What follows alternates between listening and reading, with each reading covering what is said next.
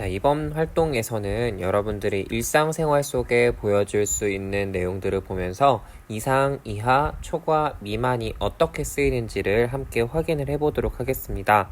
먼저 첫 번째 문제를 분석해 보도록 하겠습니다.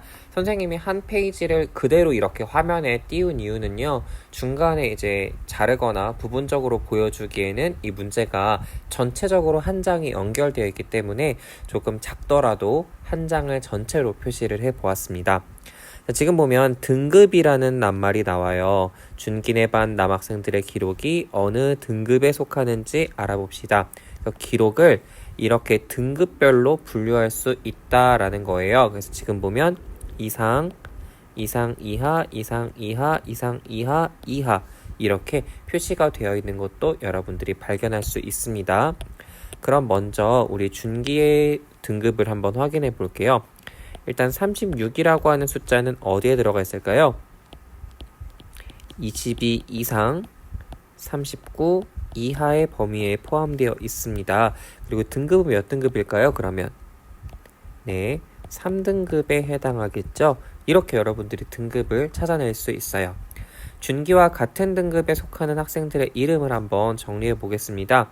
22부터 39까지의 숫자 횟수만큼 참여한 친구들이겠죠?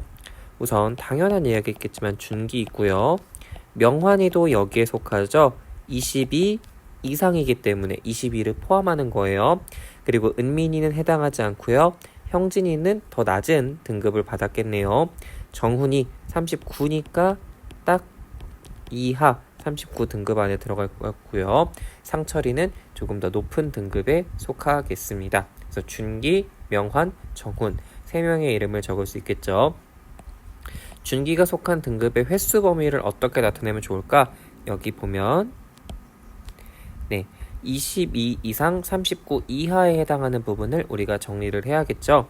자, 22 이상이에요. 그러면 빈칸 없이 동그라미를 가득 채우고요. 39 이하니까 역시 빈칸 없이 동그라미를 가득 채워줘야겠죠. 그리고 여기까지 이렇게 범위를 한정 짓는 거예요.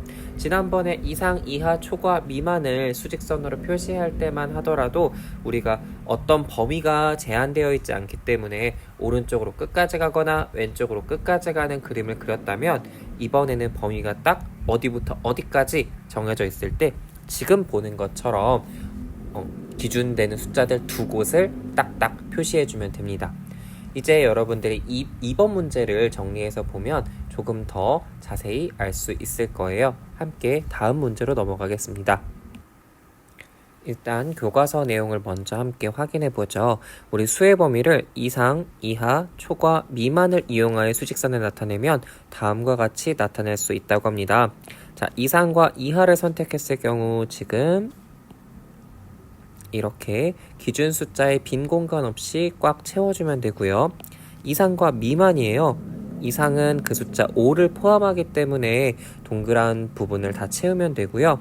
8 미만이라고 했기 때문에 8을 포함하지 않으니까 이렇게 동그라미를 빈 공간으로 놔두면 되겠죠. 기준 숫자를 5 초과 8 이하라고 할 때도 초과는 기준 숫자를 넘어서야 하니까 기준 숫자를 포함하지 않게 동그라미를 빈칸으로 채워주면 되고요. 8 이하일 때는 지금 보는 것처럼 수직선을 꽉 채워주면 되겠습니다. 그 다음에 5 초과 8 미만인 숫자 같은 경우에는 둘 다 기준 숫자를 포함하지 않기 때문에 이렇게 빈 공간으로 표시를 해주면 어렵지 않게 문제를 해결할 수 있겠네요. 헷갈렸을 수도 있어요. 하지만 계속 우리가 연습해보고 밑에 2번 문제도 그렇고요. 수학 익힘책 문제를 해결하다 보면 조금은 더 익숙해지지 않을까 생각합니다.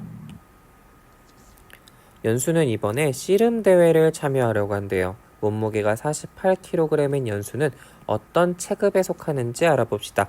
혹시 여러분 중에 태권도를 배우거나 유도를 배우거나 이런 운동 경기를 보면 체급이라고 하는 말이 나와요. 몸무게를 기준으로 하여 이렇게 분류하는 건데요. 자, 연수의 몸무게가 48kg일 때 어떤 계급에 속하는지, 어떤 체급에 속하는지 확인할 수 있겠죠? 지리급에 속합니다. 45 초과 50kg 이하이기 때문에 그 중간 범위쯤에 들어가는 48kg은 여기에 해당하겠죠.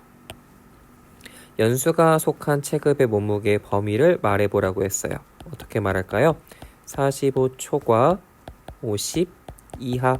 자, 여기에서도 여러분들이 핵심적으로 봐야 될 부분은 초과와 이하에 대한 부분입니다. 그러면 선생님이 함께 수직선에 표시를 해보도록 할게요. 어떻게 표시하느냐? 45 초과니까 빈 공간을 만들어 줄 거예요. 선생님은 일부러 지금 동그라미를 굉장히 크게 만들었어요. 50 이하니까 기준 숫자를 포함해야겠죠? 자, 이렇게 하고 사이 범위를 연결해 주면 됩니다.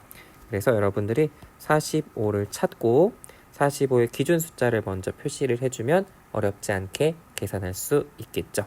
선생님은 이렇게 좀 일부러 과하게 크게 그렸어요. 여러분 이 정도까지 크게 그리지 않아도 괜찮습니다. 여기까지 활동했으면 우리 수학이 캠책 풀면서 계속 연습해보고 확인해 보도록 하겠습니다. 수고 많았습니다.